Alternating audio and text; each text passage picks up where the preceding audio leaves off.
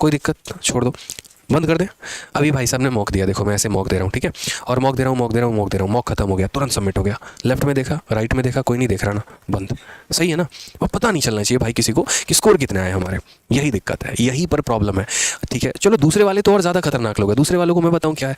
अरे यार थक गए भाई बहुत ज़्यादा यार, 3 किस्त में मॉक दिए हैं, सुबह 20 मिनट दिए थे, फिर दिमाग थोड़ा ख़राब हुआ तो चाय पी के आए थे, फिर दूसरा वाला किस्त में मॉक दिए, फिर तब दिमाग ख़राब हुआ तो एक और चाय पी लिए, और तीसरे वाले किस्त में अब जाके मॉक कंप्लीट किए। पेपर ही 3 किस्त में दिए हैं, तो एनालिसिस हम कैसे कर सकते हैं, हमको ये बता दो। मेरा ज़मीर ही नहीं कहता कि हम एनालिसिस करें, ये सबसे बड़ी दिक्कत है मेरे भाई। पहले तो तुम किस्तों में मॉक देना बंद करो भगवान के नाम पे। ये जो किस्तों में मॉक देते हो ना, तो किस्तों में ही तुम्हारे सिलेक्शन होंगे, इस बात को ध्यान रखना, वो गलती है, ठीक है। मॉक देने का मतलब ये नहीं हुआ कि आपने बहुत बड़ी जंग जीत ली, अभी तो उसके बाद का काम सबसे बड़ा बाकी है। आप इसे समेट देंगे, सीधा लैपटॉप खटाक देना बंद करेंगे, भाई नहीं होगा यार हमसे, प्लीज़ भगवान के नाम पे कुछ मत कराओ हमसे, पहले आधे घंटे का हमको रेस्ट दो, उस रेस्ट करने के बाद एनालिसिस करेंगे। अच्छा कुछ तो इतने खतरनाक लोग होते हैं, Monday Tuesday Wednesday Thursday Friday Saturday सारों दिन का मॉक मिला के रखेंगे इकट्ठा, भाई तेरा संडे को एनालिसिस करेगा, और संडे को फिर उसका फ़ोन आता है, हाँ कहाँ पर हो, क्या प्लानिंग चल रही है बताओ ना, चलो साथ में मूवी देखने चलते हैं। भाई निकल गया मूवी देखने तैयार होके, अब मॉक बेचारा रखा कर रखा रह गया, वो तुम्हारी नज़र इंतजार कर रहे हैं, तुम कब आओगे और उससे सवालों को देखोगे, और तुम यहाँ पर जो है कुछ और देखने में बिजी हो यहाँ पे। तो ये जो छोटी छोटी चीज़ें करते हो ना, कोई भी काम में आप अपना समय वेस्ट कर दिए,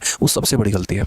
बेशक 10 की जगह 7 मॉक दे दो, 5 मॉक दे रहे हो, लेकिन उसका निचोड़ करना बहुत ज़रूरी है, उसकी एनालिसिस करना बहुत ज़रूरी है, वो सबसे बड़ी गलती है।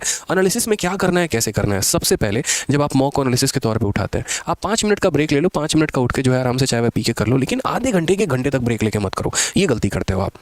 अब एनालिसिस करोगे तो पहली बात, जैसे मानो कि मैं रीजनिंग का पेपर खोल रहा हूँ और रीजनिंग में मैंने देखा, तो रीजनिंग में मैं ना, आप लोग क्या करते हो, जो सवाल सही है उसको देखोगे ही नहीं, जो गलत है बस उसी के ऊपर कंसंट्रेशन रहता है, ये भी सबसे बड़ी गलती है मेरे भाई। आपको यहाँ पर ये फोकस करना है कि जैसे मान लीजिए रीजनिंग है, जो क्वेश्चन सही था, आप ये देखो कि बाकी लोगों ने उस पर 1 मिनट लिया है, कहीं आपने उससे 1 मिनट से ज़्यादा तो नहीं ले लिया। अगर ज़्यादा ले लिया ना, इसका मतलब आपका अप्रोच बाकी लोगों से वाहियात है, बेकार है, तभी आपने समय ज़्यादा लिया है। आपको अपने अप्रोच को सुधारने की ज़रूरत है, तो उस पर्टिकुलर क्वेश्चन पर देखो कि क्या आप और बेहतर कर सकते थे, क्या आप उसको और बढ़िया तरीके से लगा सकते थे, वो देखना था। दूसरा अगर हम यहाँ पर बात करते हैं, ठीक है, जो सवाल हमारे गलत हो गए उनमें भी यहाँ पर जो है रॉन्ग क्वेश्चंस की अगर हम बात करते हैं, तो रॉन्ग क्वेश्चन में यहाँ पर ये देखो कि क्या आपने उस टॉपिक को पढ़ा है। अगर मेरे भाई पढ़े हुए टॉपिक से क्वेश्चन गलत हुआ है, तो देखो कि क्यों गलत हुआ है, क्या गलती थी, आपने डेटा गलत ले लिया, आपने सही तरीके से क्वेश्चन को रीड नहीं किया, या बनाने के बाद आप गलत ऑप्शन टिक कर दिया। अगर छोटा मोटा सिली मिस्टेक है तब तो ठीक है, वहीं सुधार लो, लेकिन अगर कोई ऐसा क्वेश्चन है जिसमें बार बार फंस रहे हो, तो मेरे भाई 2 ऑप्शन है, या तो वहाँ पर बुक मार्क का एक ऑप्शन आता है, ठीक है, वहीं पर बुक मार्क कर लो, अलग अलग फोल्डर बना लो, 4 फोल्डर बना लिया,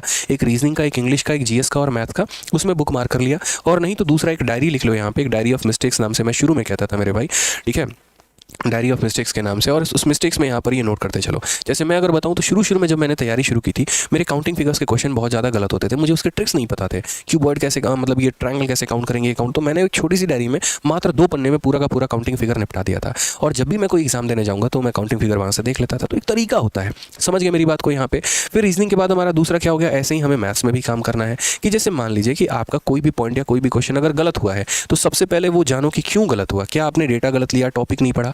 अगर आपने टॉपिक नहीं पढ़ा तो नोट कर लो डायरी में कि ये टॉपिक मुझे पढ़ना है। अगर मेरे सिली मिस्टेक हुए हैं, छोटी छोटी गलतियां हुई हैं, तो उसको सुधारो वहाँ पे, ताकि वो सिली मिस्टेक अगर 4 से 5 क्वेश्चन अगर हो गए ना, जहाँ पर हर सवाल का 3-3 नंबर का वेटेज है मेंस में, तो 15 नंबर में जहाँ तुम इनकम टैक्स ऑफिस में बैठे होते थे, बैठोगे उसी ऑफिस में, लेकिन मेरे भाई इनकम टैक्स इंस्पेक्टर बन के पहले बैठना था, अब टैक्स असिस्टेंट बन के बैठोगे, और उसी के जूनियर रहोगे, उसका फाइल का काम करोगे। जहाँ तुम्हारा रूममेट इनकम टैक्स इंस्पेक्टर है, तुम उसके असिस्टेंट बने बैठे हो। क्यों? क्योंकि वो 4-5 सिली मिस्टेक हो गया, पेपर तुमने भी निकाला, पेपर उसने भी निकाला, फर्क बस असिस्टेंट वाला कहाँ नहीं आ गया, तो वो नहीं करना है।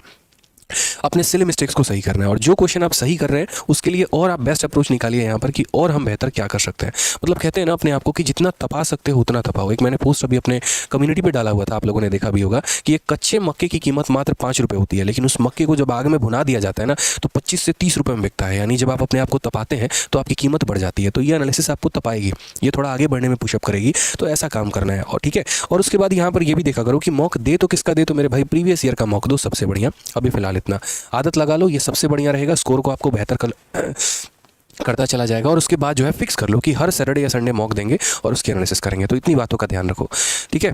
अगर मेरी बातें अच्छी लगी तो लाइक करके अपना सपोर्ट व्यक्त करो यहाँ पे, और कमेंट में भी, ठीक है। सॉरी। तो छोटी छोटी बातें ध्यान रखो, बीच में जब जब भी आपको जिस पॉइंट पर मैं देखूंगा कि आप यहाँ भटक रहे हैं या कोई पॉइंट जो है आप नहीं कर पा रहे हैं, मैं वहाँ पर